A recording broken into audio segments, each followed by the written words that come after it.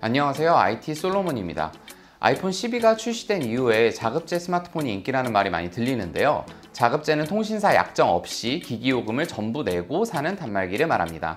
그런데 약정 할인도 못 받는 이 자급제 폰이 왜 갑자기 이렇게 인기가 많아졌는지 혹시 아시나요?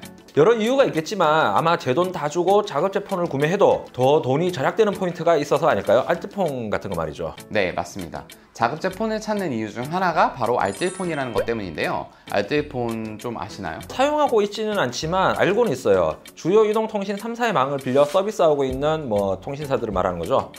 가격도 기존 통신사에 비해 굉장히 저렴하다고 들었습니다. 네, 그렇습니다.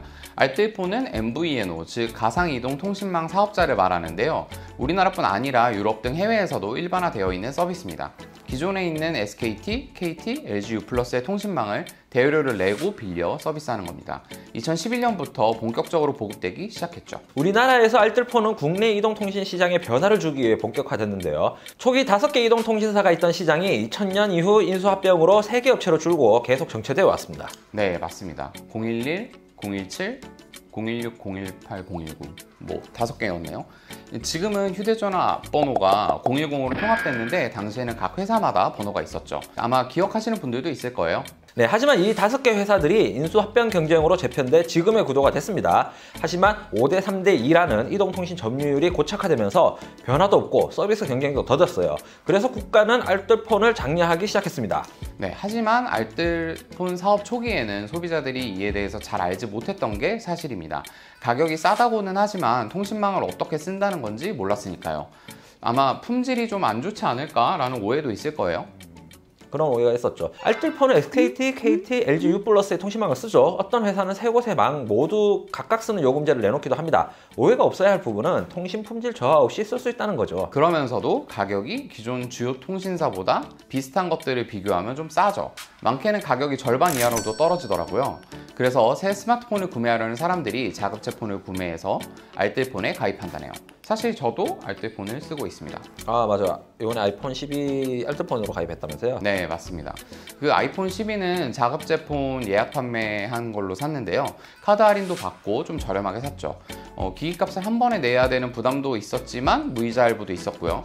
오히려 통신사에서 이자 내고 약정하는 것보다 좀 낫다는 생각도 들었습니다. 아, 맞아. 그 이자가 굉장히 비싸다고 하더라고요. 네, 알뜰폰은 온라인에서 가입하고 유심도 바로 택배로 받을 수 있었는데요. 일부 업체는 오프라인도 가능했습니다. 통신요금은 어떤가요? 진짜 싼가요? 네, 알뜰폰 요금이 경우에 따라서는 정말 극적으로 할인이 많이 되기도 하더라고요. 저는 행사하고 있는 한 회사의 요금제를 쓰는데 한 달에 12GB 데이터를 주고 매일 추가로도 쓸 수 있게 해서 결국 무제한이죠. 알뜰폰 무제한 요금제는 보통 한 3만 원대인데 기존 주요 통신사 요금으로는 한 6, 7만 원대로 알고 있어요.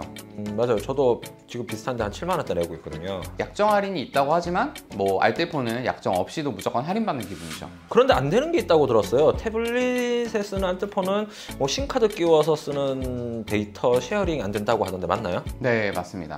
가격이 저렴한 알뜰폰이지만 기존 이종통신사에 비교해서 없는 것이 있긴 합니다. 바로 멤버십 할인이나 데이터 쉐어링 유심, 가족이나 상품 결합 같은 거죠. 기존에 이런 서비스가 정말 필요하고 알차게 쓰셨던 분들이라면 아마 알뜰폰은 아쉬울 거예요. 한 월 3만 원 이상 혜택을 이용하던 분들은 그냥 알뜰폰보다 일반 통신사를 쓰는 게 나을 수 있다고 하더라고요. 멤버십 혜택이나 마케팅, 관리비 같은 것들이 좀 줄어서 요금이 싸진 거니까요. 최근 알뜰폰도 영향력이 커지면서 서비스 경쟁이 시작됐습니다. 애플워치 셀룰러도 이용이 안 됐었는데 가능하도록 하겠다는 업체도 등장했다네요. 영향력이 커지고 있다니까 궁금한데 알뜰폰은 시장 점유율이 어떻게 되죠? 올해 6월 기준으로 734만 명입니다. 2018년 800만 명 가까이 되던 가입자가 좀 줄어서 위기라는 말이 있었는데요. 가입 고객 이탈이 한 10개월 넘게 이어지면서 점유율 10%대 벽이 무너지려고 했죠. 주요 이동통신 3사의 적극적인 마케팅이나 공짜폰으로 인한 것 때문이라는 분석이 있습니다. 하지만 지금은 다시 인기가 올라가고 있다고 들었습니다. 네, 시장에서는 아이폰 12가 아마 그 기폭제가 된 걸로 보고 있는데요.